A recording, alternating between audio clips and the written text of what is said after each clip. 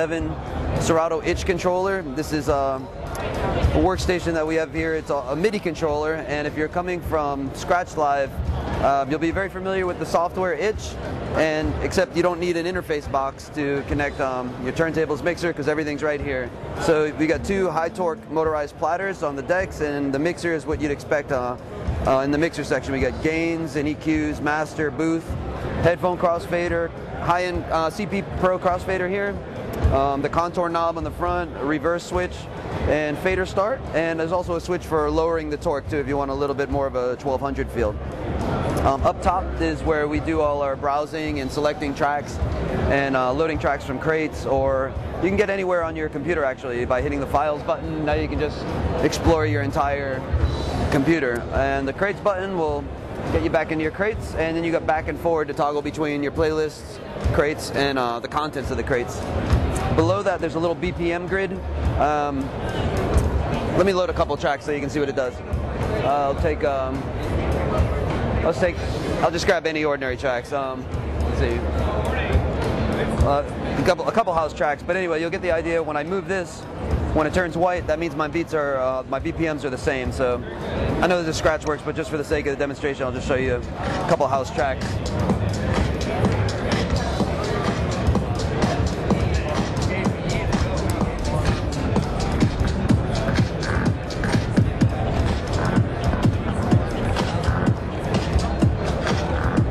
So you can mix without headphones. You can get your beats lined up really quick by looking at the transients on the software. You see the peaks lined up, and you're ready to go.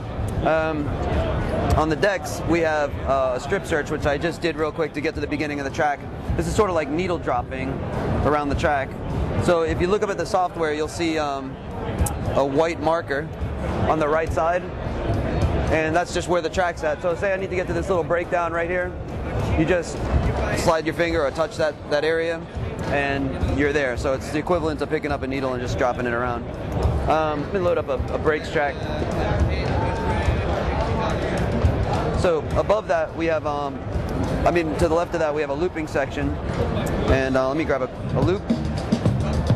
So we have 1, 2, 4, and 8 bar loops when we're in auto loop mode.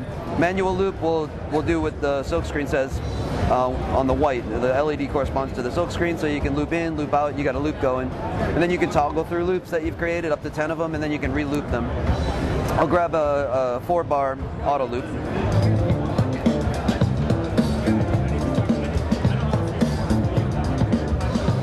So now I'll take it down to 2 bars. 1.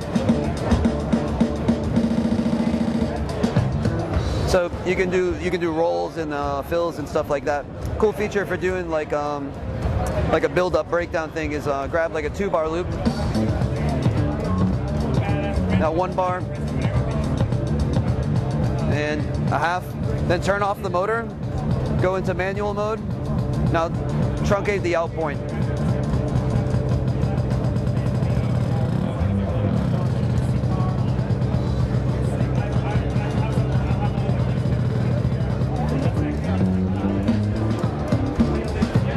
So you can do like build up, breakdowns and stuff to create sort of a dramatic effect. The feel, obviously, we had to get this right. So this is high-speed MIDI in here, so there's really no detectable latency. So Scratch guys are going to really like it. I'll do like a couple scratches so you can get the idea of how accurate it is. How's it going, dude?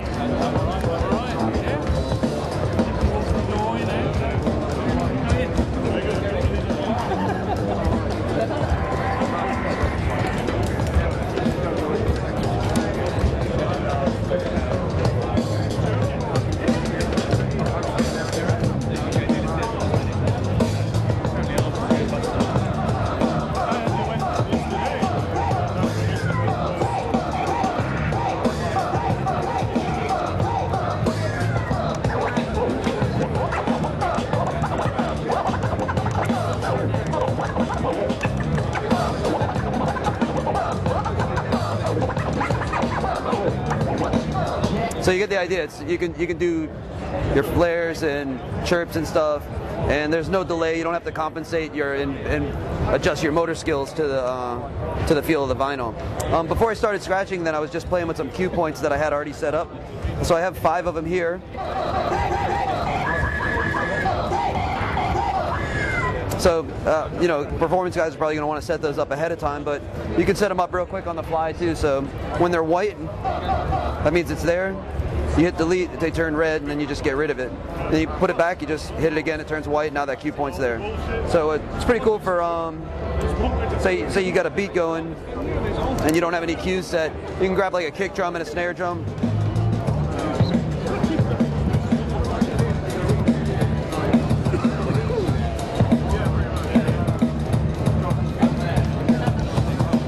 So you can do little like remix stuff on the fly, you know. There's key lock, which I just had on. Pitch range is 8, 16, and 15%. You got a reverse motor, and then a bleep, so you can reverse the audio but have the music keep going. You can turn the motor off if you need to leave and not have anybody play with it. But what the wheel will do is it'll act like a bend, so you can like nudge your mix if you need to beat match. Then of course your start and stop speed adjustment. Down here we have pitch bend buttons for guys that are used to mixing like that. And then we have a sync button, which will match your beats, which I showed you with that BPM grid a few minutes ago. This will just instantly turn the BPM grid white. And on the front, oh, this is pretty important too. Over here is an auxiliary audio input, where we have a mic jack and RCA jack, so you could hook up a turntable or CD player and then gain bass and treble. You could send this audio to the crossfader, and say you have a turntable, you could cut it in or mix it in using the crossfader, and pull the USB cable out of the back and plug in another computer, so that way you can have multiple guys with different laptops playing off the same NS7. So that's pretty big. You know, I've been in tons of situations trying to figure out how to get the next guy on, you know, without having to bring another mixer or whatever. But that's it. This is the Numark NS7 and Serato's itch software, and it ships in 3 weeks. Retails for $12.99. Comes with a laptop stand too. Actually, there's a couple units over there. You can go grab a shot of one of those.